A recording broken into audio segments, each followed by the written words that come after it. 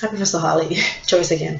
So I had a chance of monitoring my university and the University of Massachusetts, and I thought both schools could improve on promoting community input, messages on messages on parental involvement, and media relations.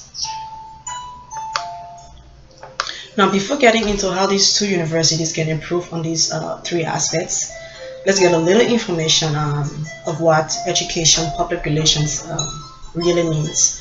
So, education public relations is a planned and systematic management function to help improve the programs and services of an educational organization.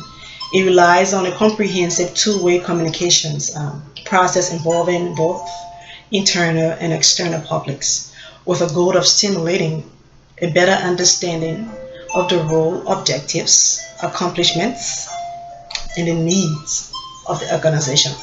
Educational PR programs assist in interpreting public attitudes, identify and help shape policies and procedures in public interest, and carry on involvement and information activities which earn public understanding. Education PR used to be about getting positive messages out there.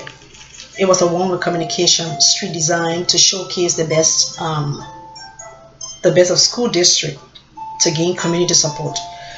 Today, education PR is less about conveying information than it is about establishing and promoting partnerships with the community.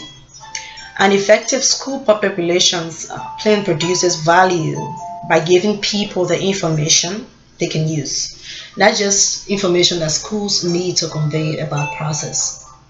Effective PR, education PR means schools ask for and receive information just as they transmit it.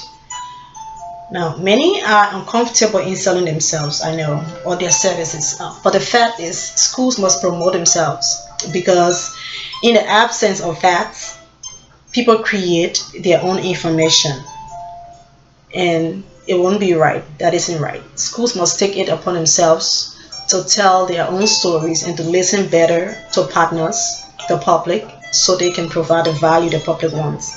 Now let's get right into how these two schools can improve on these three aspects: community input, parental involvement, and media relations. It is always a great idea for a school to maintain a good relationship and members of a community in which it resides. So people want to be a part of any change that are planned at their local schools. People used to be content to let administrators make decisions. In the past, when bond measures for new school buildings came up, the money was readily approved. Today, funding may be approved, but not without a lot of explanation and justifications. But because today public schools demand accountability, educators have to provide ever more detailed information about schools. But merely shoveling out information is not always a good thing. People want to participate in decision making and policy making because they rightly believe that public schools are their schools. This means that to create a satisfying partnership with the community, one that will reap the reward of community support, educators must seek outsiders' input in areas such as approving new graduation requirement, setting standards, and providing input on new construction and hiring new staff. Secondly, both schools can strengthen their messages on parental involvement, especially for independent students. Communication with parents is essential, and communication must be meaningful, clear, and engaging. Most parents want to know what goes on. Parents are astute at knowing the difference. For communicating with parents, a newsletter as a primary communication tool. So you can use a newsletter. A newsletter doesn't need to be flashy. It's not designed that people are concerned with. It is the content. So whether it's a simple black or white one-page newsletter printed on paper or a colorful electronic messages on the school's website, be sure that information is relevant and timely. Now, lastly, both schools can do a little improvement on fostering media relations. Schools often overlook the fact that getting coverage of events and accomplishment can be as easy as letting the local newspaper, radio stations, and cable TV channels know what is going on. Reporters and editors are mind readers. They are also very basic. So, educators, schools can create a list with the names and numbers of key media contacts in their communities.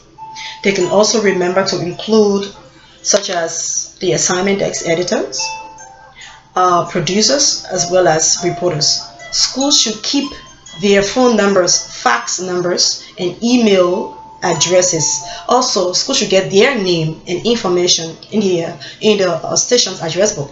Getting to know the people on this list and becoming familiar with the specific duties will help keep the school in the spotlight. So finally, I think with these tips, both the University of Rhode Island and the University of Massachusetts will and can not just remain in the spotlight, but will be allowing other schools follow their parts.